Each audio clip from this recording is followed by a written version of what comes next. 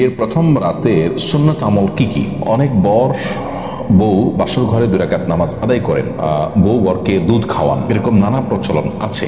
কোরআন সুন্নাহ মোতাবেক আমল কি? আমি শিগগিরই বিয়ে করতে যাচ্ছি, ঘুমানোর সময় লুঙ্গি টাকনুর নিচে পরা যাবে কিনা? কি করলে ডিপ্রেশন কমবে? ফর্সা হওয়ার ক্রিম ব্যবহার করলে কি গুনাহ হবে? এটা স্বাভাবিক আকৃতি পরিবর্তন হিসেবে গণ্য হবে কিনা? জুমার দিনে মৃত ব্যক্তির জন্য মসজিদে মিষ্টি দিয়ে দোয়া চাওয়া হয়, তখন ইমামের সাথে মোনাজাত করা যাবে কিনা? বিয়ের প্রথম রাতের সুন্নত আমল কি কি?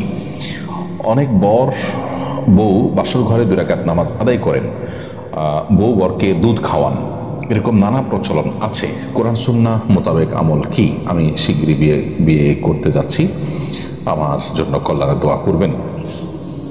প্রশ্নকর্তা যে হন না কেন, আপনার জন্য আমরা দোয়া করি। আল্লাহ তাআলা আপনাকে দাম্পত্য জীবনের সুখ এবং প্রশান্তি দান করুন এবং আল্লাহর বাধ্যগত এবং অনুগত থেকে দাম্পত্য জীবনে উভয় মিলেমিশে চলার তৌফিক আল্লাহ তাআলা থেকে দান করুন। আর আপনার প্রশ্ন উত্তর হলো যে জি, সুগন্ধি ব্যবহার করবেন, এটা উত্তম সন্দেহাতীতভাবে, বিশেষ করে স্বামী স্ত্রীর প্রথম সাক্ষাতে একে অন্যের প্রতি ভালোবাসা এবং আকর্ষণ এটা যেন তৈরি হয়, সেজন্য সুগন্ধি ব্যবহার করা ভালো। আবার একই সাথে স্ত্রীর মাথার অগ্রভাগে হাত রেখে একটা দোয়া পড়ো, আল্লাহুম্মা ইন্নী আসআলুকা খায়রাহা ওয়া খায়রা মা ফিহা ওয়া আউযু বিকা মিন শাররিহা ওয়া শাররি মা ফিহা। আল্লাহ, আমার স্ত্রীর মধ্যে যত কল্যাণ আছে, যাবতীয় কল্যাণ, এটা আপনার কাছে আমি চাই, আর কোনো অকল্যাণ থাকলে সেটা থেকে আমি পানা চাই, তার ক্ষতি থেকে আমি মুক্তি চাই। এরকম দোয়া পাঠ করা মুস্তাহাব, হাদিসটি রয়েছে।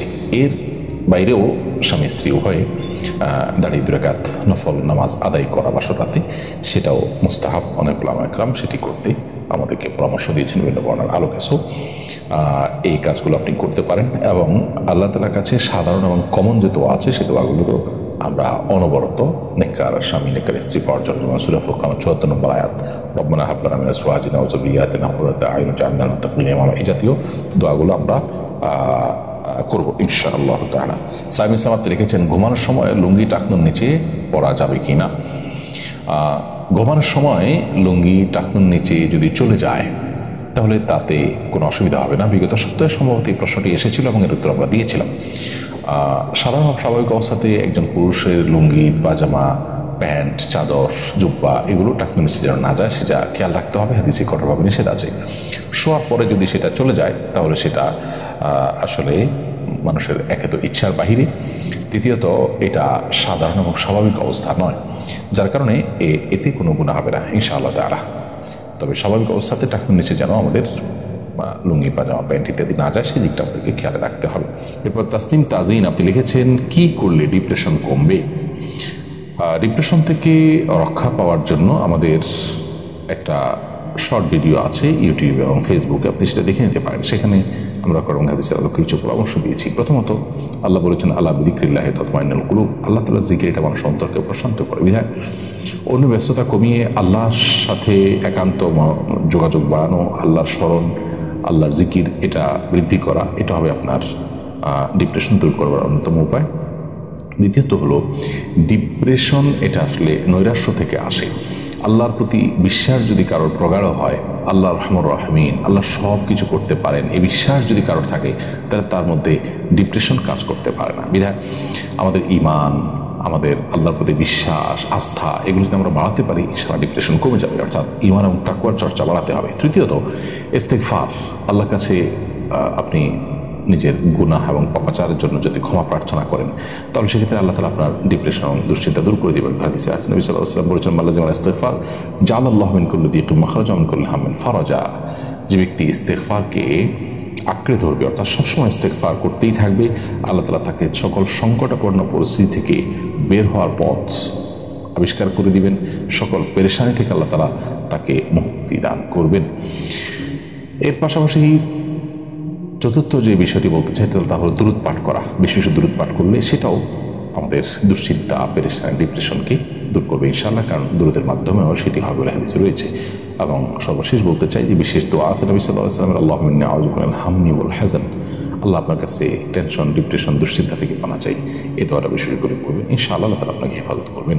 ইসলাম আপনি লিখেছেন, ফর্সা হওয়ার ক্রিম ব্যবহার করলে কি গুনাহ হবে? এটা স্বাভাবিক আকৃতি পরিবর্তন হিসাবে গণ্য হবে কিনা? উত্তর হলো না।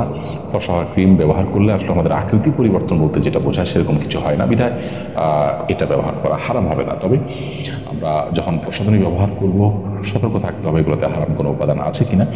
আমরা খাদ্য গ্রহণের ক্ষেত্রে, পানীয় গ্রহণ করার ক্ষেত্রে হালাল হারাম বাছ বিচার করলেও আমরা অনেকেই জানি না যে প্রসাধনী ব্যবহারের ক্ষেত্রে হালাল হারাম বাছ বিচার করার বিষয়টা রয়েছে। আপনি দেখবেন যে ইহুদি যে পণ্যগুলো বয়কট করার জন্য আহ্বান করা হয়, তাদের পণ্যগুলোর তালিকার মধ্যে সবচেয়ে দীর্ঘ তালিকা হলো এই প্রসাধনী রিলেটেড পণ্যগুলো। এই পণ্যগুলোর মাধ্যমে অনেক হারাম বস্তু আমাদের শরীরে প্রবেশ করানো হয়ে থাকে। আমরা এগুলো যখন ব্যবহার করি নানাভাবে এগুলো আমাদের শরীরে প্রবেশ করে, আমরা সেই দিকটাকে অনেকে খেয়াল করি না।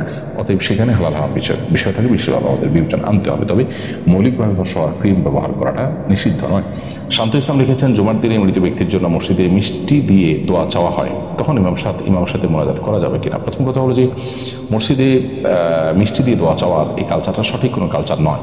মৃত ব্যক্তির জন্য দোয়া এটার কোনো বিনিময়ে দেওয়া উচিত নয়। আপনি যদি বলেন যে এটা আমি এমনি মানে সওয়াবের উদ্দেশ্যে খাওয়াচ্ছি, তাহলে সেটা মসজিদে কেন? এখানে তো দোয়ার জন্য বলেছেন, ভালো কথা। আপনি বস্তিতে, বহু রাস্তায়, বহু গরিব মানুষদের সেখানে দেন।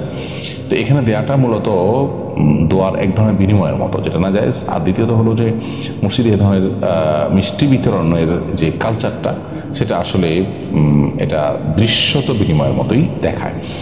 আর যদি বলেন যেটা মসজিদে আগত মুসলিমদেরকে আমি খাওয়াচ্ছি মুর্দাকে সওয়াবের আশায়, তাহলে সেটা ইসলামের সওয়াবের উদ্দেশ্যে মানুষকে খাওয়ানো যায় যাচ্ছে, সেটা সেই যুক্তিতে জায়েজ হতে পারে।